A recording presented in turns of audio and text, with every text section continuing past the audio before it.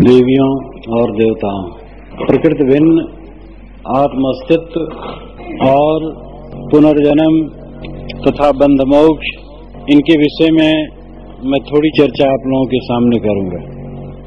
प्रकृति भिन्न आत्म अस्तित्व के विषय में समझ लेने पर आगे और बातें अपने आप समझ में आ जाती।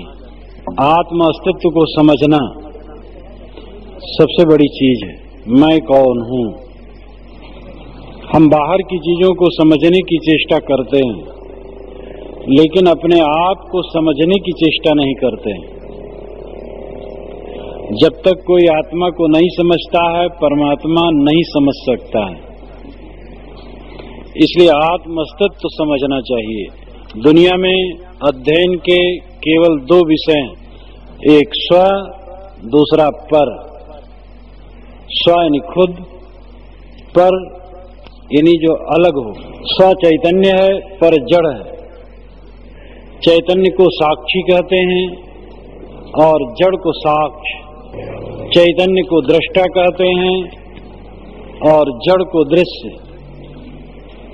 सबके शरीरों के अंदर में एक साक्षी स्वरूप बैठा है।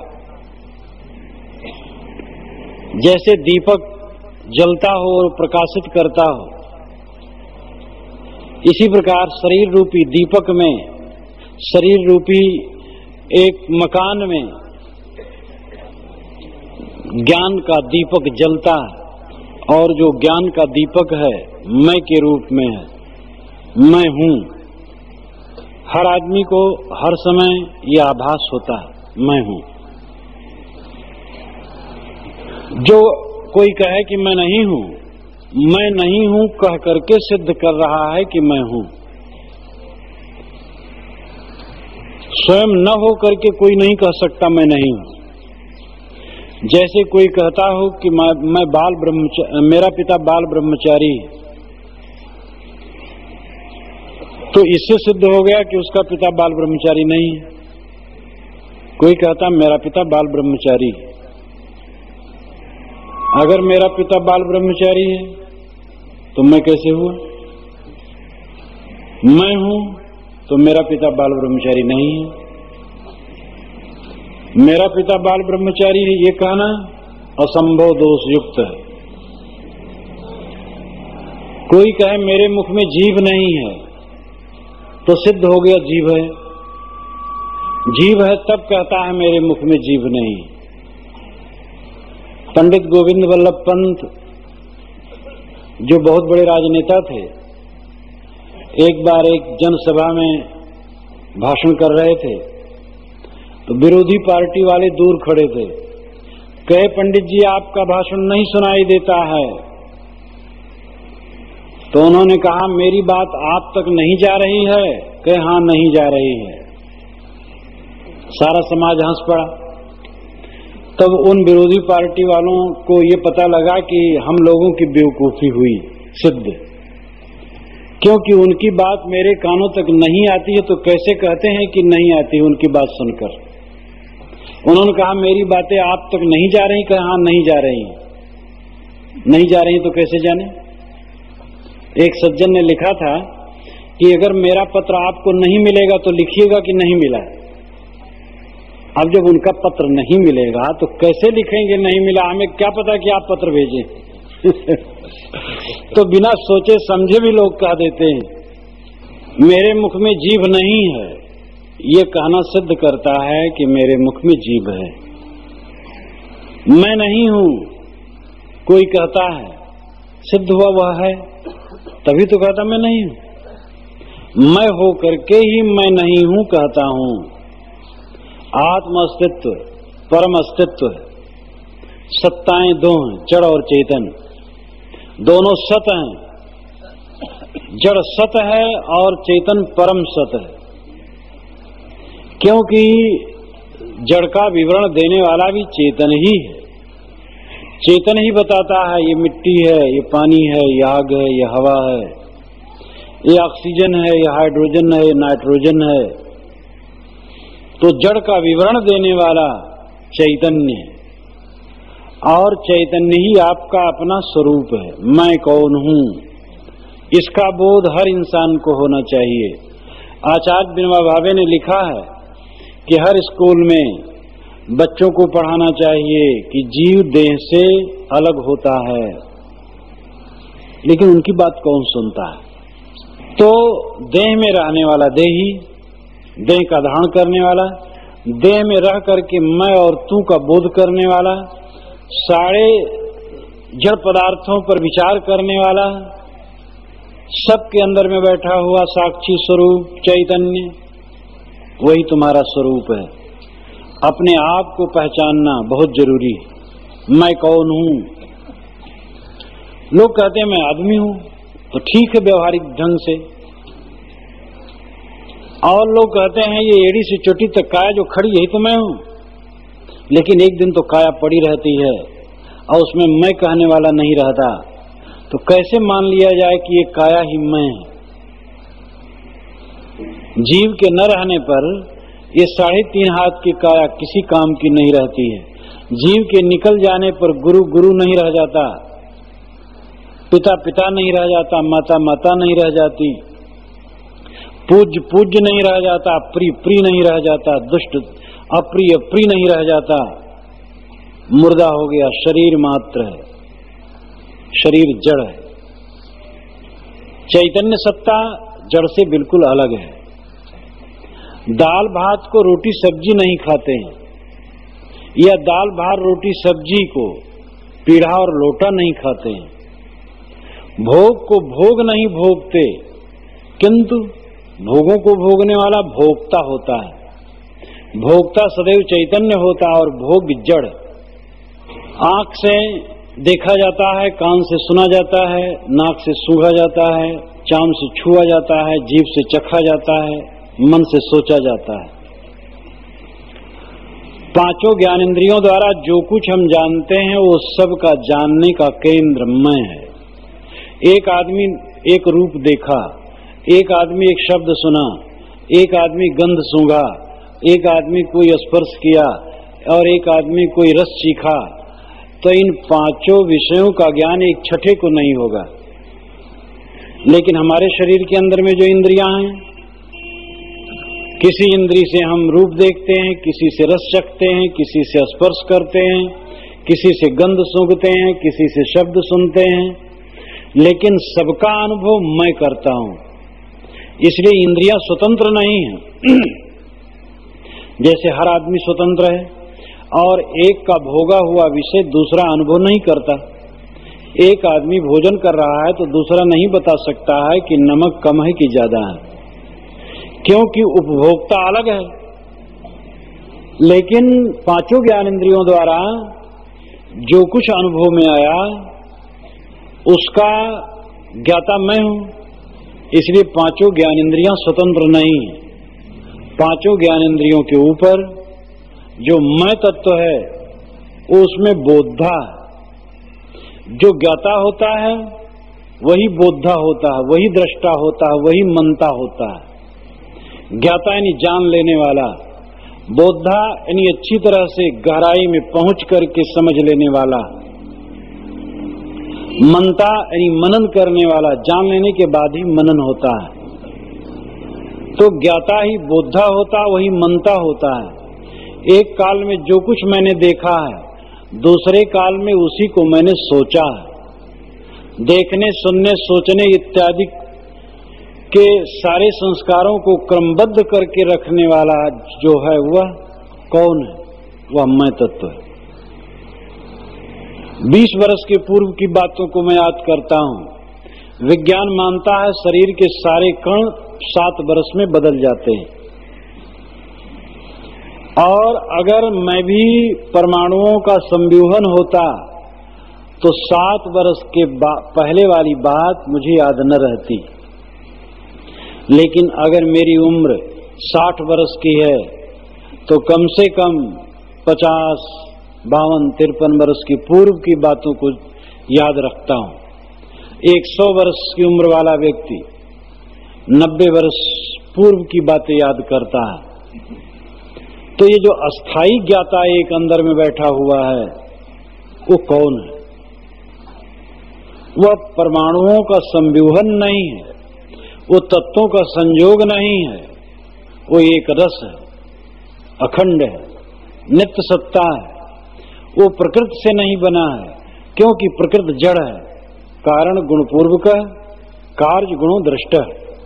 वैशेषिक सूत्रकार कांत ऋषि कहते हैं, कारण गुणपूर्वक कार्य गुणों दृष्ट, कारण के गुणपूर्वक कार्य में गुण देखे जाते हैं। मिर्चा का शरबत बनेगा तो तीता होगा और शक्कर का बनेगा तो मीठा होगा। जड़ से जो बनेगा वो जड़ होगा, चेतन चेतन है। जड़ पदार्थों से चेतन कभी नहीं बन सकता है। गुणात्मक परिवर्तन की जहां तक बात है, गुणात्मक परिवर्तन सीमा लाख करके नहीं होता है, उसी में होता है। उन्हीं पदार्थों से फूल और कांटे दोनों बन गए। गुणात्मक परिवर्तन है, कांटे में कोई गंध नहीं है, फूल में गंध है। फूल कोमल है, कांटे चुभने वाले हैं। पदार्थ दोनों में वही लगे हैं, कम बेस केवल है। रासायनिक अध्ययन द्वारा ये पता लग जाएगा कि कितने कितने तत्व के अंश फूल में हैं और कितने कांटे में हैं। हर वही उसमें भी खाली मात्रा का अंतर हो गया है। गुणात्मक परिवर्तन का अर्थ इतना ही हो सकता है। गुणात्मक परिवर्तन का अर्थ ये नहीं हो जाएगा कि एकदम बिना बेरोक टोक अंतर हो जाए, जड़ का चेतन हो जाए। एक धारा है जो ये मानती है कि जड़ से चेतन बन गया, एक धारा है जो ये मानती है कि चेतन से जड़ बन गया, एक धारा यह है कि जड़ और चेतन कोई किसी से नहीं बना, दोनों नित्य हैं। और ये जो अंतिम धारा है यही वास्तव में विवेकपूर्ण है। जड़ से चेतन इसलिए नहीं बन सकता है क्योंकि जड़ जड़ है। जब मूल में उसमें चेतना है ही नहीं तो उसके संयोग से चेतन कैसे बन जाएगा। और चेतन से जड़ इसलिए नहीं बन सकता है क्योंकि चेतन में जड़ता नहीं है। चेतन और जड़ में बड़ा अंतर है, इसलिए जड़ अपने क्षेत्र में है और चेतन अपने क्षेत्र में है। और संसार में प्रत्यक्ष दो वस्तुएं सिद्ध हैं, एक ज्ञाता है और एक ज्ञान में आने वाली चीजें हैं। ज्ञाता जीव है, चेतन है, आत्मा है, जिसको रूप सोल अनेक शब्दों में कहते हैं, और मैं के रूप में है सबके अंदर में। मैं हूँ। चींटियां नहीं बोल सकती, पक्षी और कीड़े नहीं बोल सकते, लेकिन मैं हूँ अपनी क्रियाओं से सिद्ध करते हैं। चींटी आती है, उसको उंगली दिखाओ वो लौट जाती है, समझती है मार देंगे। अपने अहम का बोध हर प्राणी को हर समय होता है। मैं हूं इसमें दो राय नहीं, और मैं चेतन हूं इसमें भी दो राय नहीं। अपने स्वरूप को पहचानना ये पहली बात है जिंदगी में। लोग और कुछ अध्ययन करते हैं, प्रकृति का अध्ययन करते हैं, और जीवन में न मालूम कितना कितना अध्ययन करके कितने विषयों में वो आचार्य और डॉक्टर हो जाते हैं, लेकिन अपने आप का अध्ययन नहीं करते हैं तब तक जीवन की ऊंचाई पर इंसान नहीं पहुंच सकता है। इसलिए अपने को पहचानना, अपने को पहचानने की बात दो ढंग से है। अपने को पहचानना यानी अपनी आत्मा को पहचानना, अपने स्वरूप को पहचानना। दूसरा, अपने को पहचानने का मतलब है अपने स्वभाव को परखना, अपने स्वभाव को पहचानना, मैं क्या हूं, कैसे हूं। अपने को न समझ पाना, कितना ही कूड़ा कबाड़ मन में भरा है और फिर भी अपने को अच्छा हम मानते रहते हैं। कितनी त्रुटियां और कमजोरियां हैं, उनको नहीं समझने की चेष्टा करते हैं। ये अपने आप को न पहचानना है। एक व्यवहारिक ढंग से है, अपने आप को पहचानो, अपने स्वभाव को पहचानो, मन को पहचानो। और एक आध्यात्मिक ढंग से है, अपने स्वरूप को पहचानो। कपिल जी ने सांख्य दर्शन में कहा है, मूले मूला भावाद मूलम मूलम। मूल में मूल न होने से मूल अमूल होता है। जड़ और चेतन दोनों मूल हैं, इसलिए मूल का मूल नहीं। जड़ भी नित्य है, चेतन भी नित्य है। चेतन हमारा अपना स्वरूप है और वह निधान, अपना स्वरूप ही अपना निधान होता है, अपना आधार होता है। अपने स्वरूप को छोड़ करके कोई पदार्थ अलग नहीं होता है। जीव की अमरता का बोध हो जाने से पुनर्जन्म अपने आप समझ में आ जाता है। पुनर्जन्म एक ऐसा सिद्धांत है जिसको समझे बिना जगत को नहीं समझा जा सकता है। तीव्र बुद्धि मंद बुद्धि का अंतर क्यों है, और जीवन में अनेक उपलब्धियों का जो अंतर है वो क्यों। मान लो एक आदमी धनिक घर में पैदा हो गया, धनवान हो गया, एक गरीब के घर में पैदा, गरीब रहा, ये तो पैदाइश से हो गई। लेकिन एक में प्रतिभा है, एक में प्रतिभा नहीं है, क्यों। एक ही माता पिता से दो बच्चे हैं, एक प्रतिभा का धनी है, एक प्रतिभाहीन है। ट्रेन में जब चलते हैं लोग तो टाइम से लोग भोजन करते हैं, कोई पूरी खाता है, कोई रोटी खाता है, कोई चबैना खाता है, कोई सत्तू खाता है, लेकिन वहां कोई कुछ बनाता नहीं है, इसलिए लगता है लोग बांध करके लाए थे। इसी प्रकार इस जीवन में हम देखते हैं कोई तीव्र बुद्धि का, कोई मंद बुद्धि का, शरीर का गठन ऐसा, कोई स्वस्थ, कोई महारोगी। एक ही भाई हैं दोनों, एक ही माता पिता से पैदा हुए हैं, लेकिन दोनों में अंतर। एक क्यों। कुछ ऐसे ईश्वरवादी होते हैं जो कहते हैं ईश्वर ने ऐसा कर दिया। अविद्या, अज्ञान, अपने कर्म फल भोग, इसको न मान करके वो कहते हैं कोई अविद्या नहीं, कोई जीव का अपना अज्ञान नहीं, कोई कर्म फल भोग नहीं, कोई पुनर्जन्म नहीं। ईश्वर ने जिसको जैसा चाहा वैसे कर दिया। एक को रोगी बना दिया, जिंदगी भर सड़ो, एक को बलवान और स्वस्थ बना दिया, जिंदगी भर सुख भोगो। एक को अरबपति बना दिया और एक को कौड़ीपति बना दिया। ईश्वर की रजा, जैसे वो चाहे, ईश्वर की खुशी। लेकिन इससे बात समझ में नहीं आती है। ईश्वर ऐसा क्यों, ईश्वर ऐसा तानाशाह क्यों, ऐसा उटपटांग वो क्यों कर दिया। इसलिए केवल ईश्वर द्वारा इस चीज को एकदम डिक्टेटर ईश्वर बन करके बैठा रहा है और जिसको जो चाहे वही कर दे, तो उसमें दयालुता की बात भी नहीं हुई। वो दयालु है, मेहरबान है, कृपालु है, समतालु है, सभी प्राणी उसी के पैदा किए हुए हैं और इतना उसके अंदर में भेदभावना कि वह किसी को सर्वांग संपन्न बना दे, किसी को कोढ़ी बना दे, जलते रहो। क्यों। न्याव न कीन कीन ठकुराई, बिन कीन्हे लिख दीन बुराई। ईश्वर का कोई न्याव नहीं है, ये तो बिना किए बुराई लिख दिया। न्याव न कीन कीन ठकुराई, बिन कीन्हे लिख दीन बुराई। इसलिए पुनर्जन्म को हटा करके जगत को समझना मुश्किल है। लोगों की विभिन्न स्थितियां, शारीरिक, मानसिक, बौद्धिक, नहीं समझा जा सकता है। भारतीय परंपरा में पुनर्जन्म का सिद्धांत अत्यंत प्राचीन है। वैसे हमारे देश के बाहर भी इसको समझा गया है और पुराने जो विदेशों में पिरामिड मिलते हैं, लकड़ी के बक्से में मुर्दों को दफन करने की बात, और बड़े बड़े पक्के भवन बना बना करके बड़े ऊंचे ऊंचे, इतना सुरक्षित, कहीं कहीं सोने के पेटियों में बंद करके रखने की बात, पुनर्जन्म की भावना का ही बीज है वो। पुनर्जन्म में विश्वास ये बहुत प्राचीन है, यद्यपि में आंख से देखने की चीज नहीं है। पुनर्जन्म के विषय में कहानियां बहुत छपती हैं। वो बता दिया कि मैं अमुक जन्म में ये था, और वो बता दिया, वो गया बताया उस घर में कि ये बुढ़िया जो है मेरी पत्नी है और मैं यहीं मर गया था तो वहां गया था। ऐसी कहानियों से मेरा कोई कभी भी संबंध नहीं हुआ और कहीं मुझे साक्षात्कार नहीं हुआ, इसलिए इन कहानियों पर तो मैं कुछ नहीं कह सकता हूं। बहुत सारी कहानियां बना ली जाती हैं और उसमें अपनी नाम की प्रसिद्धि होती है, कुछ लोग धन भी कमाने लगते हैं और बड़ा बड़ा बकवास चलता है। तो अब कहीं कोई कहानी सच है तो ठीक है, उससे हमारे सिद्धांत की पुष्टि होती है, लेकिन बहुत सारी कहानियां ऐसी बनाई जाती हैं। उन कहानियों के चक्कर में मैं नहीं हूं, लेकिन जो चिंतन का विषय है, ये शरीर आज है, जीव नित्य है, यहां पर है इस शरीर में, तो निश्चित है पहले शरीर में होगा।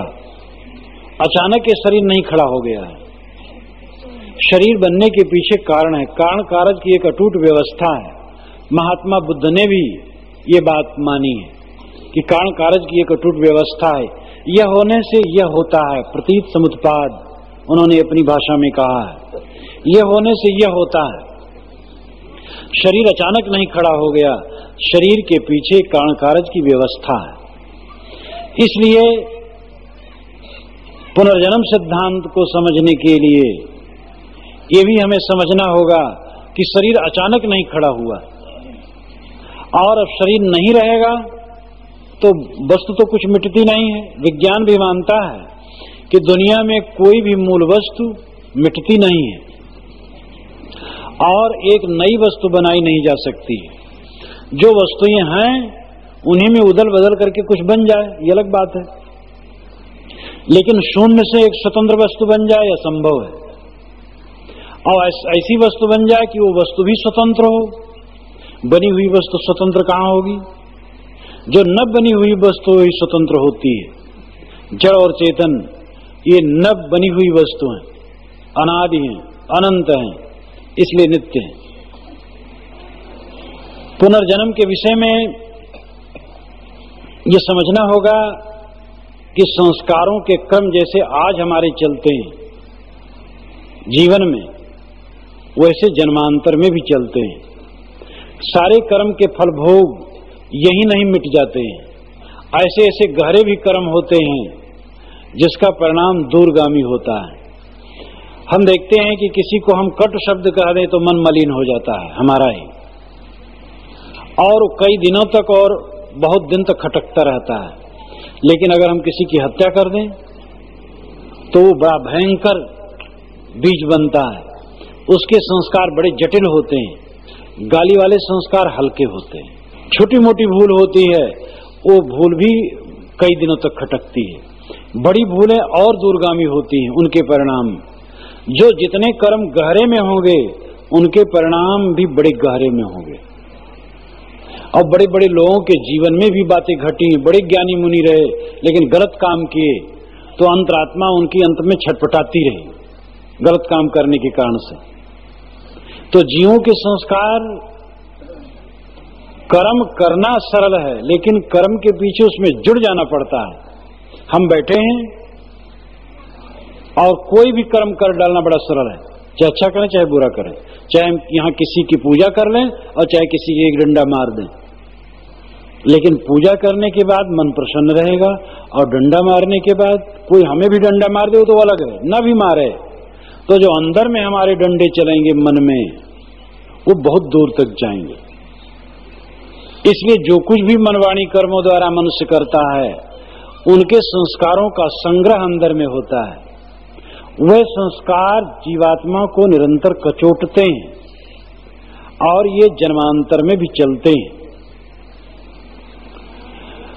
अनुमान प्रमाण इसके लिए ज्यादा सबल है, प्रत्यक्ष प्रमाण तो नहीं है। आंख से नहीं देखा जाता है कि अमुक आदमी देह छोड़ा और वही जीव निकल करके वहां गया और देह धर लिया। ये आंख से देखने का विषय नहीं है। बहुत ऐसी चीजें होती हैं जो आंख से नहीं देखी जाती हैं, उसके पीछे एक विचार, एक चिंतन द्वारा उस पर निर्णय किया जाता है, सोचा जाता है। भौतिक विज्ञान में भी बहुत ऐसी बातें हैं जिस पर ज्यों का त्यों नहीं कहा मिलता है, अनुमान के आधार पर कहा जाता है।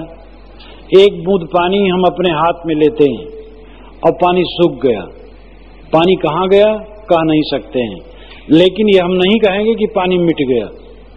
पानी है, इसी संसार में है, उसके कण हैं, लेकिन कहाँ है नहीं कह सकते हैं। कोई भी जीव शरीर छोड़ करके गया, कहाँ गया कोई कह नहीं सकता है, लेकिन उसकी सत्ता थी तो मिट कैसे जाएगी वो चीज। इसलिए चेतन अस्तित्व पहले समझना होगा कि वो प्रकृति से भिन्न है। प्रकृति से भिन्न समझ करके तब पुनर्जन्म समझने में देरी नहीं लगती है। पहले तो प्रकृति से भिन्न समझना ही कठिन है कि ये चेतन जड़ से अलग है, जो मैं के रूप में है वो जड़ से अलग है। ये समझ लेने पर पुनर्जन्म समझ में आ जाता है। बंध मोक्ष का विषय, कर्म फल भोग का विषय। कर्म फल भोग कर्म जो किया जाता है फल मिलता है। कितने लोग कहते पापी लोग सुखी रहते हैं, पुण्यात्मा दुखी रहते हैं। लेकिन ऐसा नियम तो देखा नहीं जाता है कि जितने पुण्यात्मा है सब दुखी हों और जितने पापात्मा है सब सुखी हों। इसलिए ये कहने में भी अतिशयोक्ति है कि पुण्यात्मा दुखी रहते हैं और पापात्मा सुखी रहते हैं। दोनों में सुखी दुखी देखे जाते हैं। जब दोनों में देखे जाते हैं तब तो सरल बात हो गई, चाहे पाप करे चाहे पुण्य करे। लेकिन ऐसी बात नहीं। पाप करने वाले की अंतरात्मा कभी संतुष्ट नहीं होती है। अब किसी के पास धन है तो खाना खाएगा, पिएगा, मकान में अच्छे रहेगा, अच्छा कपड़ा पहनेगा, सवारी पर बैठेगा, चलेगा। लेकिन वो किसी की हत्या कर दिया तो मन उसका खराब होगा। और कोई बेईमानी, बदमाशी और दुराचार का काम करता है तो मन उसका संतुलित नहीं हो सकता है। और धीरे धीरे उसके कर्मों का परिपाक जितना होता जाएगा वो जीवन में भी उतरता जाएगा। आखिर उसने कोई कमाई की है तभी तो उसको उपलब्धियां हुई हैं, तो कमाई का फल उसको अच्छा मिल रहा है। लेकिन जो बुराई कर रहा है, बुराई का भी परिपाक निश्चित है। इतना मनुष्य को समझ लेना होगा, जो करेगा भरेगा। एक्शन टू रिएक्शन, ये भौतिकवादी भी मानता है कि क्रिया की प्रतिक्रिया होती है। अपने आप अंदर में पकने लगता है और फल आता है। उसको भी समझाना कठिन है लेकिन होता है। कई बातें ऐसी होती हैं जो समझाई नहीं जा सकती हैं, लेकिन उसके होने में संदेह नहीं है। बड़ी मामूली सी बात है। मैंने अपने मुख में एक लड्डू लिया और आपने पूछा कैसे लगा। मैं कहता हूं मीठा है, बड़ा अच्छा है। आप कहते आखिर लग कैसे रहा है। मैं कहता हूं क्या पूछना, क्या कहूं आखिर। बिल्कुल प्रत्यक्ष लड्डू है, उसको मैं खा रहा हूं लेकिन समझा नहीं पा रहा हूं। बड़ी मोटी मोटी चीजें हैं, नहीं समझा मिलती हैं। तो जो रहस्यात्मक बातें हैं ज्यों को त्यों समझा पाना बड़ा मुश्किल है। लेकिन कर्म फल भोग ये मजाक में उड़ाने की चीज नहीं है। आज नहीं तो कल, देर सवेर कर्मों के फल भोग सामने आएंगे। भारतीय परंपरा इसके विषय में बहुत मजबूती ढंग से अपने सिद्धांत पेश करती है। भारतीय परंपरा में श्रमण परंपरा हो या ब्राह्मण परंपरा हो, दोनों परंपराएं प्राचीन हैं। कहा जाता है जैन बौद्ध नाम होने के पूर्व भी ऐसी परंपरा थी, जिसको हम श्रवण परंपरा कह सकते हैं। उपनिषद में भी श्रवण शब्द आया है। वाल्मीकि रामायण में श्रमणीम कहा गया है सबरी को, श्रमणीम यानी वो श्रमणी है। तो हो सकता है वो पहले श्रमणी रही हो और राम भक्त वालों ने राम से जोड़ दिया हो, या श्रमणी शब्द सन्यासिनी के लिए था, वो सन्यासिनी थी, श्रमणी शब्द प्रचलित था इसलिए जोड़ दिया हो, जो हो। लेकिन इन दोनों परंपराओं में कर्म फल भोग के लिए मजबूती से कहा गया है। ये भारत की भूमि की विशेषता है। यहां पर क्षमा किसी को नहीं है, भगवान को भी नहीं। जिनको पीछे से लोगों ने भगवान कहा, पहले तो नहीं कहा लेकिन पीछे से कहा, उनको भी क्षमा नहीं किया। राम ने बाली को छिप के मारा तो कृष्णावतार में जरा नाम के व्याध से मारे गए। और श्री कृष्ण ने शिशुपाल की भुजा उखाड़ ली तो जगन्नाथ में ठूठे बैठे हैं, उनके हाथ नहीं। ब्रह्मा जी का सर शिव जी ने काट दिया था तो शिव जी के हाथ में ब्रह्मा का सर चिपक गया, तो फिर उन्होंने घोर तप किया तब वो छूटा। हाथ का चिपक जाएगा मतलब संस्कार चिपक गया।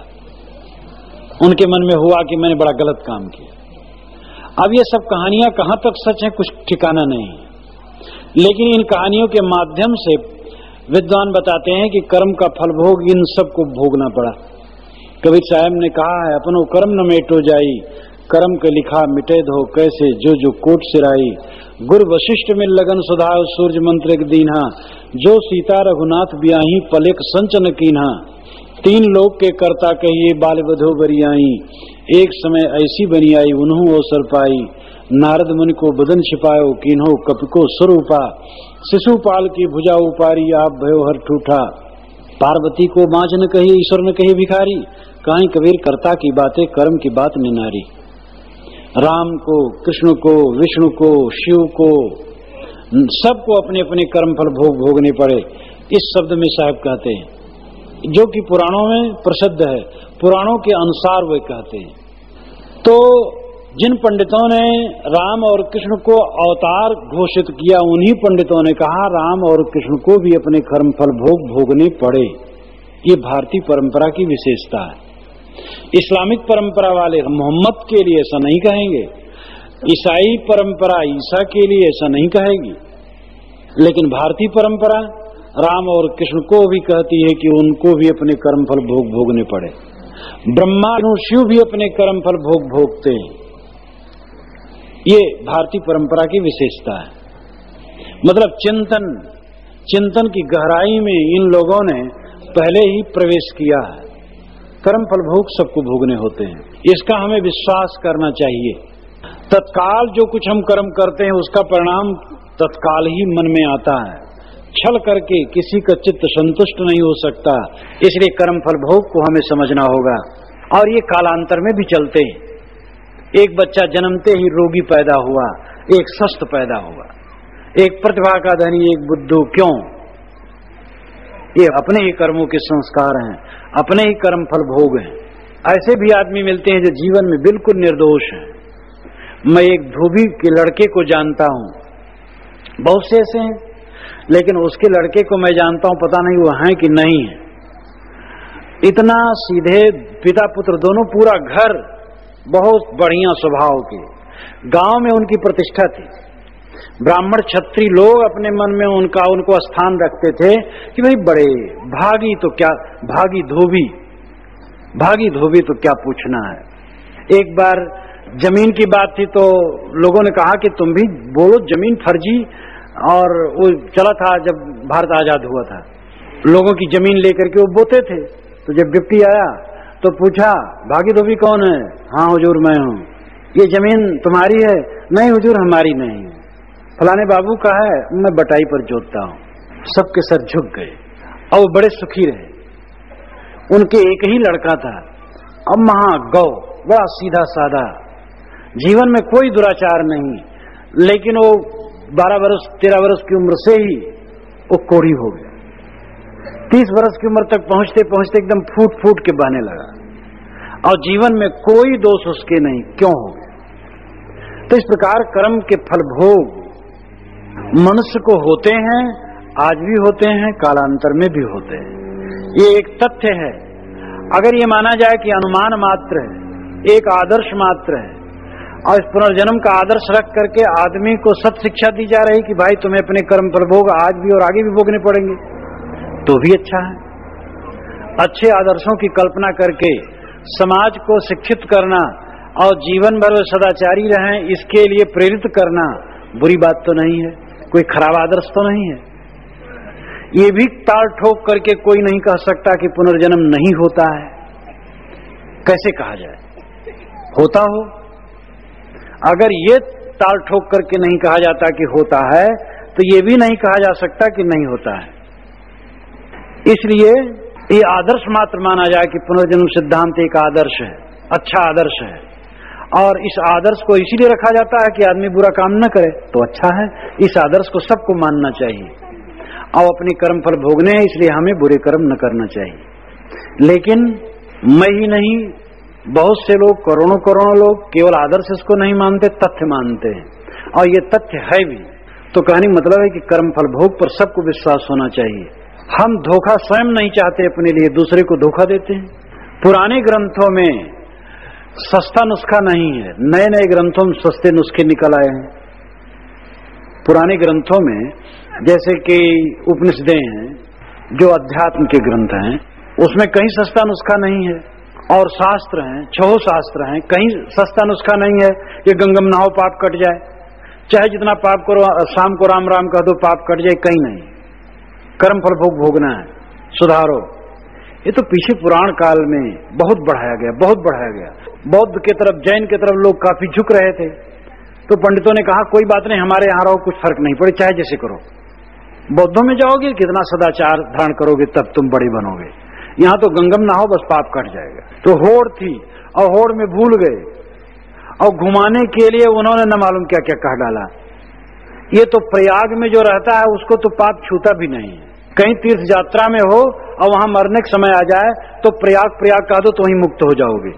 हजारों योजन दूर से नर्मदा नर्मदा कह दो तो सब पाप कट जाता है। अगर आदमी प्रयाग में मुंडन करा ले तो गया में पिंडदान करने की जरूरत नहीं है, कुरुक्षेत्र में दान करने की जरूरत नहीं है, काशी में करवट लेके मरने की जरूरत नहीं है। केवल प्रयाग में मुंडन करा लो तो साक्षात मोक्ष है। इससे अधिक सस्ता और क्या हो सकता है। आप लोग भी जो बाहर के आए हो जाकर के मुड़ा लो तो नाइयों को भी फायदा हो जाएगा। अब कितना कितना बकवास जोड़ा गया। ये सब बकवास सस्ता किया गया इसीलिए कि बौद्ध की तरफ लोग झुक रहे हैं, इधर आ जाएं उधर न जाएं, सब इधर रहें। बहुत बहुत बीच में बुद्ध के बाद बुद्ध का एक जबरदस्त आंदोलन चला था, तो उसके बाद पंडितों ने बड़ा बड़ा बकवास लिख डाला। ये नहीं कि न्याय के बल पर उनके सामने खड़े हों, यद्यप न्याय भी उनके पास थे, पुनर्जन्म सिद्धांत, आत्मस्तित्व और बहुत सारे बात वो भी कहे, लेकिन हम 1 घंटा कहें सत्य बोलो और उठते समय कहें कि अगर झूठ बोलो तो कोई हर्ज नहीं है, तो कहने मतलब क्या हुआ। तो मैं नहीं कहता कि पंडितों ने अच्छी बातें नहीं कही, बहुत कही, लेकिन सस्ता नुस्खा उन्होंने बहुत बनाया है। तो दोषी केवल पंडित ही नहीं, महात्मा भी इसमें सहयोग किए हैं। नाना मत के महात्मा लोग भी सस्ते नुस्खे बांटे हैं। माला जो पहनता है तुलसी का और जब स्नान करता है तो तुलसी के माले से स्पर्शित होकर के पानी जब शरीर में लगता है तो शरीर पूरा निष्पाप हो जाता है। भभूत रमाने वाले का तो साक्षात मोक्ष है जो भभूत लगाता है। तो सस्ते नुस्खे सब बांटना शुरू कर दिए। जो संत परंपरा की धारा निकली उसमें भी सस्ते नुस्खे लोग बांटने शुरू कर दिए। गुरु ग्रंथ साहिब के दर्शन करने मात्र से पाप काटने लगे लोग, जबकि ग्रंथ का अध्ययन मनन करना चाहिए, उसमें विचार लेकर के जीवन बदलना चाहिए।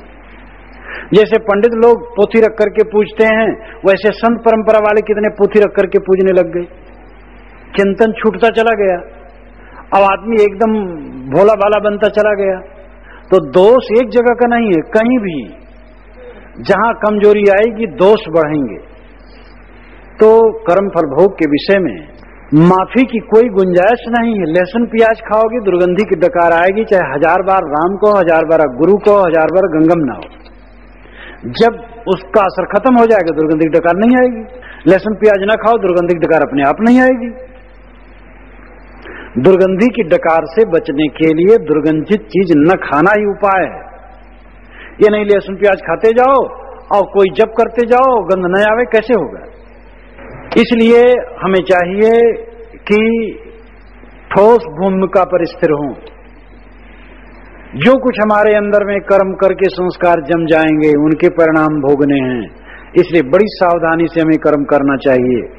मान लो कर्म हो गए तो हो गए, उसको दोहराना नहीं। बुरे कर्म हो गए दोहराना नहीं है।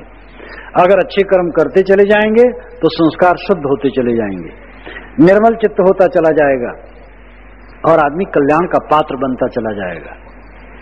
मोक्ष मोह का क्षय, बंध होना या बद्ध होना जीव का, वासनाओं में बंधना है। हम लोग बंधे हैं वासनाओं में, काम के अधीन, क्रोध के अधीन, मोह के अधीन।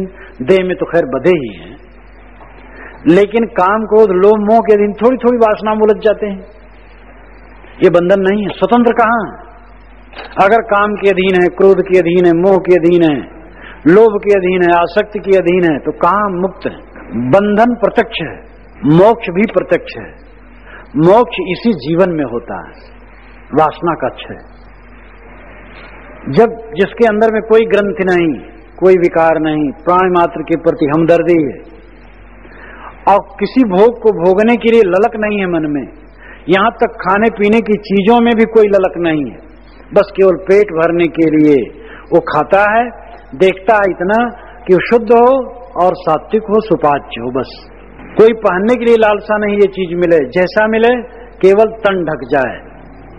तो इस प्रकार जिसको खाने और पीने में भी आसक्ति नहीं और किसी चीज में आसक्ति नहीं, ऐसा आसक्त से छुटा हुआ व्यक्ति ही मुक्त है। कबीर साहब ने कहा, जियत न तर्यो मुए का तरी हो, जेते जो न तरे। जीते जीते अगर नहीं तरे हो तो मरने पर क्या तरोगे। ऐसे भी मत हैं जो चैलेंज दे करके कहते, घोषित करते हैं, समझ ध्यान रखना, इस संसार में, इस दुनिया में मोक्ष नहीं हो सकता है, यहां से जाने के बाद होगा। जब यहां मोक्ष नहीं होगा तो जाने के बाद मोक्ष कैसे होगा। अगर जिंदगी में हम बंधे हैं तो जिंदगी खत्म होने के बाद मुक्ति कैसे होगी। मुक्ति के विषय में भी सस्ते नुस्खे बांटे गए, यहां नहाओ मुक्ति, वहां नहाओ मुक्ति, वहां मरो मुक्ति। काशी में मरने से मुक्ति तो बहुत ढिढोरा पीटा गया है। कबीर साहब ने उस अंधविश्वास को तोड़ने के लिए काशी से मगहर जाने की तैयारी कर दी है।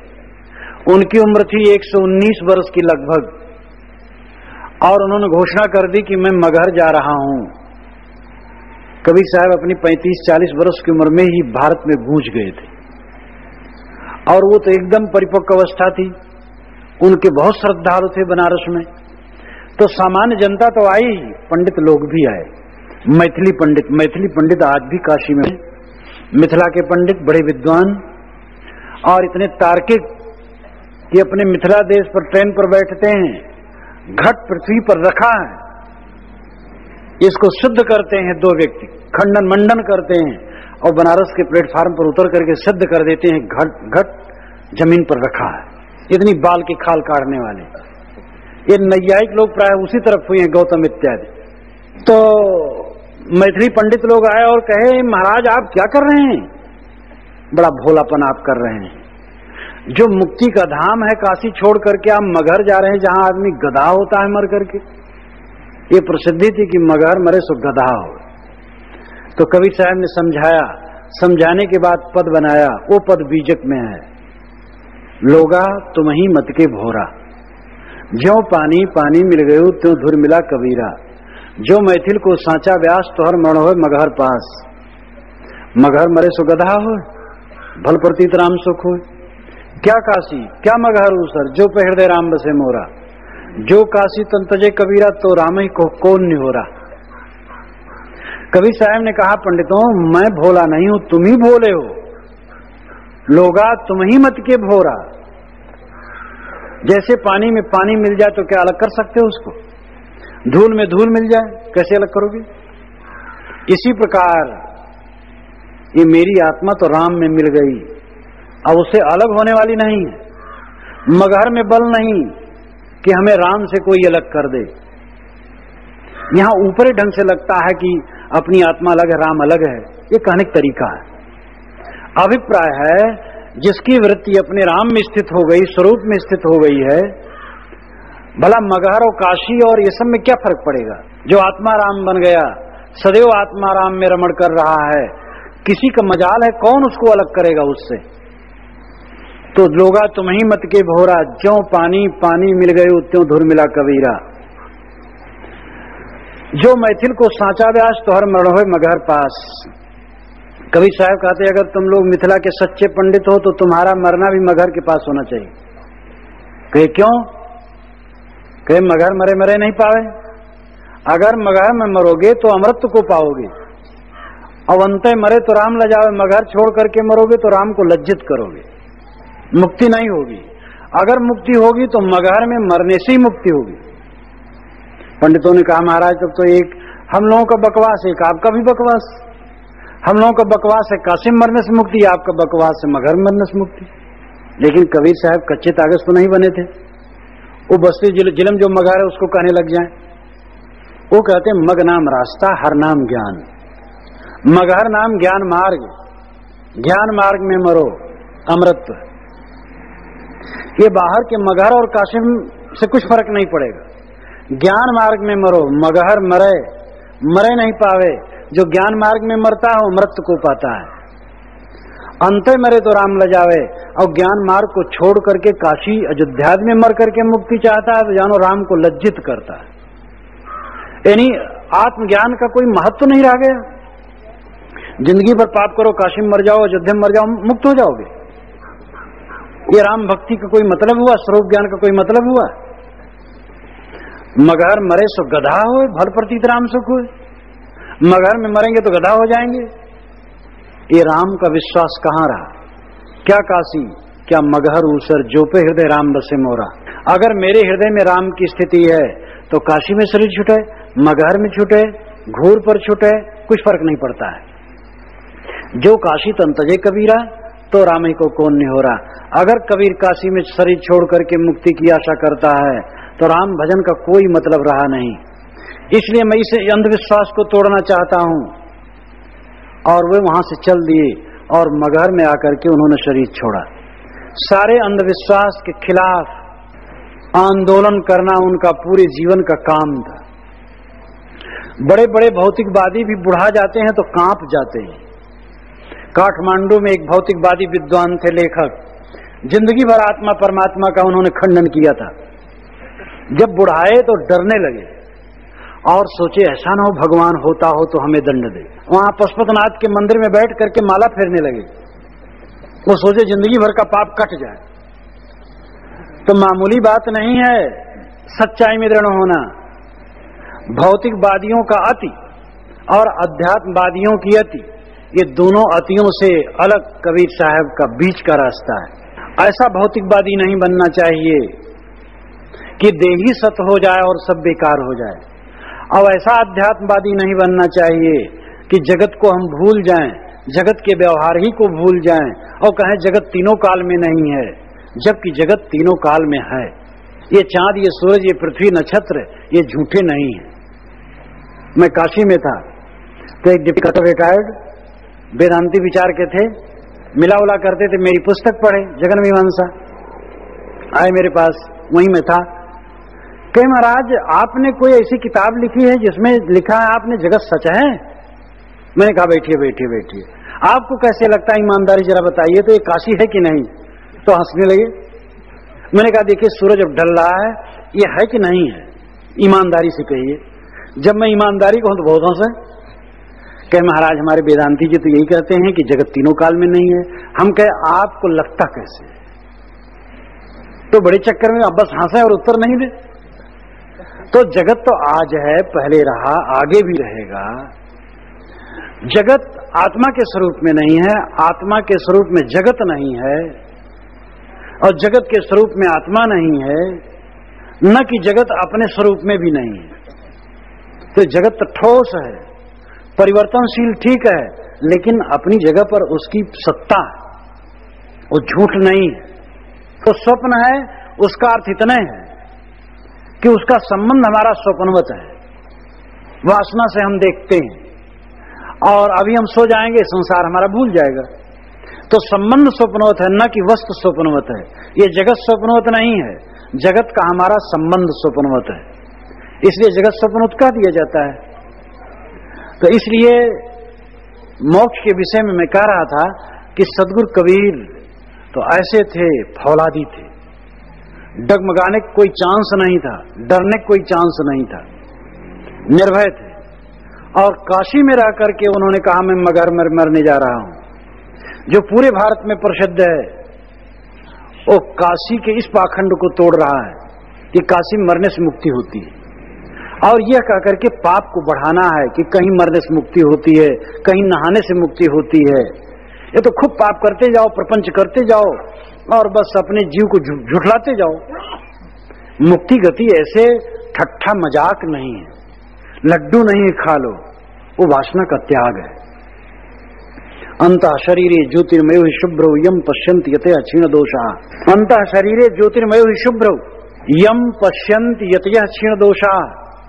इस शरीर के अंदर में रहने वाला ज्योतिर्मय ज्ञान स्वरूप आत्म तत्व है, उसका दर्शन कौन करता है? क्षीण दोषा, जिसके दोष क्षीण हो गए। नायम आत्मा बलहीन न लभ्य, बलहीन व्यक्ति आत्मलाभ नहीं कर सकता है। इसलिए वासना के क्षय को मोक्ष कहा गया है। नदी नहाने से मोक्ष नहीं होता है। आप किसी उपनिषद को उठा करके देख लीजिए, किसी शास्त्र को उठा करके देख लीजिए, 6 शास्त्र और 10-12 उपनिषदें मुख्य हैं, कहीं भी नहीं लिखा है कि किसी नदी में नहाने से मोक्ष होगा, या अमुक नाम जपने से मोक्ष हो जाएगा, या माला फेरने से मोक्ष हो जाएगा? बताया गया वासना के क्षय से मोक्ष होगा, मोह को जीतने से मोक्ष होगा, और इसी जीवन में वो है मोह का क्षय मोक्ष। हम देहाती भाषा में कहें मोक्ष, मोह से मोह, छ से क्षय, मोह का क्षय मोक्ष। जीत न तरे मुए का तरी हो, जीते जो न तरे, ये सदगुरु ने बताया। जीते जीते तरना होता है, मर जाने के बाद कोई क्या तरेगा? जो जिंदगी में बंधा है मरने पर भी बंधा रहेगा, जो जिंदगी में मुक्त है वो मरने पर मुक्त है। इसलिए संतो जीवत ही करो आशा, जीते जीते आशा करो। तो कहने मतलब है हमारे जीवन में मोक्ष फलना चाहिए। मोक्ष है निर्ग्रंथ व्यक्तित्व। मनोविज्ञान अध्यात्म के काफी निकट हो गया है। मनोविज्ञान यही बतलाता है कि मनुष्य को कॉम्प्लेक्स फ्री होना चाहिए। ये गांठें हमारे अंदर की काम, क्रोध, लोभ, मोह, द्वेष, घृणा, ये गांठें हमें पीड़ित करती रहती हैं। इन गांठों को तोड़ देना चाहिए। मन आकाश के समान निर्मल होना चाहिए। किसी के लिए द्वेष नहीं, किसी के लिए ममता नहीं, किसी के लिए कोई आसक्ति नहीं। ऐसा जिसका चित्त होता है आनंद कंद होता है। ये प्रत्यक्ष मोक्ष है। मोक्ष मर जाने के बाद की बात नहीं है, किंतु जीवन में है। लोग कहते महाराज मरने के बाद क्या होगा? कई लोगों से मैंने कहा कि मरने के पहले क्या है, इसको क्यों नहीं सोचते हो? जीवन में क्या है, इसको क्यों नहीं सोचते हो? कितने लोग कहते हैं महाराज ऐसा रास्ता बताए कि मरने के बाद फिर मनुष्य शरीर मिले। मैं कहता हूं मनुष्य शरीर प्रत्यक्ष मिला है, अब इससे अधिक और सहज क्या होगा? मरने के बाद मनुष्य शरीर की कामना क्यों करते हो? जीते तो मनुष्यता का आचरण करो, सच्चे मनुष्य बनो। मनुष्य वह है जो विवेकी है, और विवेकवान बन जाओ तो मनुष्य शरीर की भी कामना नहीं रहेगी, कोई कामना नहीं रहेगी। विवेक उदय होने का अर्थ होता है कामनाओं का क्षय। इसलिए मोक्ष अपना एक महत्व रखता है। मोक्ष कल्पना नहीं है, मर जाने के बाद की बात मोक्ष नहीं है, मोक्ष जीवन में। तो मैंने आप लोगों के सामने कुछ बातें रखी। प्रकृति भिन्न आत्म अस्तित्व और पुनर्जन्म, कर्म फल भोग, बंध मोक्ष। प्रकृति से भिन्न आत्म अस्तित्व है, मैं हूं। यह जो मैं तत्व है सबके अंदर में, वही चैतन्य। कबीर साहब ने कहा बंदे कर ले आप निवेरा, आप जियत लख आप ठौर कर मुझे कहां घर तेरा। यही अवसर नहीं चेते प्राणी अंत कोई नहीं तेरा, कहीं कबीर सुनो हो संतो कठिन काल को घेरा। अरे बंदे तू अपने आप का निवेरा कर ले, छुटकारा कर ले, अपने को छुड़ा ले। आप जियत लख, जीते जीते अपने को लख देख कि तू कौन है। तो अपनी आत्मा को पहचानना हर आदमी का कर्तव्य है। और जब आदमी आत्मा को पहचान लेता है तब परमात्मा कहीं अलग नहीं रहता है। परमात्मा के दर्शन होते हैं और परमात्मा मिलता है, ये भोलापन है। जिसके दर्शन होंगे वो रूप होगा, आंख से देखोगे रूप होगा, वही दर्शन है। और वो परमात्मा नहीं होगा, वो कोई महापुरुष होगा। परमात्मा तो प्रकृति से भिन्न है, माया से अतीत है, और माया से अतीत चीज को तुम देख कैसे सकोगे? इसलिए दर्शन और मिलना ये दोनों भ्रम है। मोक्ष का मिलना भी एक भ्रम है कि मोक्ष मिलता है, मोक्ष मिलता नहीं है। मोक्ष तुम्हारा स्वरूप है, परमात्मा मिलता नहीं है, परमात्मा तुम्हारा स्वरूप है।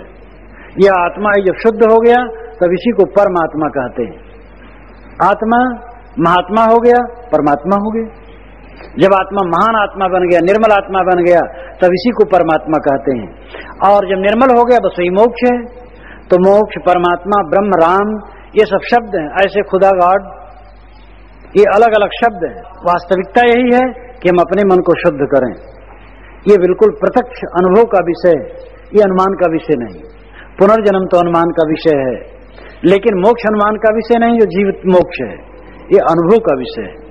हमें चाहिए कि अपनी आत्मा को हम पहचानें कि वो प्रकृति से भिन्न है, और फिर जो प्रकृति है उसकी आसक्ति को छोड़ें। जो पर है, हमसे अलग है, उसके मोह को छोड़ें। एक तो स्व और पर को समझना, स्व आत्मा है पर जड़ है, और उसके पश्चात जो कुछ पर है, जो कुछ जड़ है, उसके मोह को छोड़ना। उसके मोह को छोड़ने के बाद तब स्वरूप स्थित होती है। स्वरूप स्थित, स्वनाम खुद रूप नाम पदार्थ, जो खुद का पदार्थ है वो अपनी आत्मा है। जो चाहो निज तत्व को शब्द ही ले परख। कबीर साहब ने कहा अगर निज तत्व चाहते हो तो शब्दों को परख लो। निज तत्व आत्म तत्व है। हमारा मन विषयों में भटकता है, राग द्वेष में भटकता है, इसलिए बंधन है। जब राग द्वेष से निवृत्त हो जाता है, आत्मस्थ हो जाता है, बस यही मोक्ष है। तो प्रकृति से भिन्न आत्मस्तित्व है और वो नित्य है, अजर अमर है और पुनर्जन्म होते हैं, क्योंकि ये शरीर खड़ा है अचानक नहीं, इसके पीछे कारण कारज की व्यवस्था है। कर्म फल भोग होते हैं, जो करेगा फल भोगना पड़ेगा, किसी को छुट्टी नहीं है, इसलिए हमें कर्म सुधार करके चलना चाहिए। मोक्ष वासना का क्षय है जो इसी जीवन में फलता है। मर जाने के बाद मोक्ष नाम की कोई चीज न होगी तो कोई चिंता करने की आवश्यकता नहीं है। आदमी इसी जीवन में सुख भोगने के लिए विषयों का धन कमाता है, जानता है जिस दिन मैं मरूंगा धन छूट जाएगा, लेकिन फिर भी जीवन भर कितना धन कमाता है, क्योंकि जब तक रहूंगा खाऊंगा। तो इसी जीवन में अगर मोक्ष सुख रहे और मरने के बाद कोई सत्ता ही न रहे तो भी कोई हर्ज नहीं। केवल जीवन भर मुक्त रहने के लिए भी हमें वासना की निवृत्ति करनी चाहिए। जीवन भर हम सुखी रहेंगे, जो वासना मुक्त होगा वही तो सच्चा सुखी होगा। लेकिन विदेह मोक्ष भी एक तथ्य है, क्योंकि आत्म अस्तित्व है, आत्मा मिट नहीं जाती है। जो आत्मा आज मुक्त है वही मर जाने के बाद भी मुक्त है। लेकिन यह व्यवहारिक है, इसी जीवन में हमें मोक्ष प्राप्त करना है, इसी जीवन में सारी गांठों को छोड़ देना है और ऐसा किसी का मन बन जाए तो देखो व्यवहार कितना सुंदर होगा। जिसके मन में राग न हो, द्वेष न हो, घृणा न हो, द्रोह न हो, भोगों की वासना न हो, सहज जीवन व्यतीत करता हो, पवित्र जीवन व्यतीत करता हो, सबसे प्रेम का बर्ताव करता हो। अगर ऐसे सब लोग हो जाएं तो स्वर्ग और कहां चाहिए? क्या चाहिए? स्वर्ग, यही तो स्वर्ग है। इसलिए इन सब बातों पर हमें ध्यान देना चाहिए और इनका अपने जीवन में भरपूर प्रयोग करना चाहिए। जो केवल आदर्श मानते हों उनके लिए भी ये सब अनुकरणीय और आचरणीय है, और जिनके लिए सिद्धांत है उनका तो प्राण तत्व ही है। बोलिए सद्गुरुदेव की जय।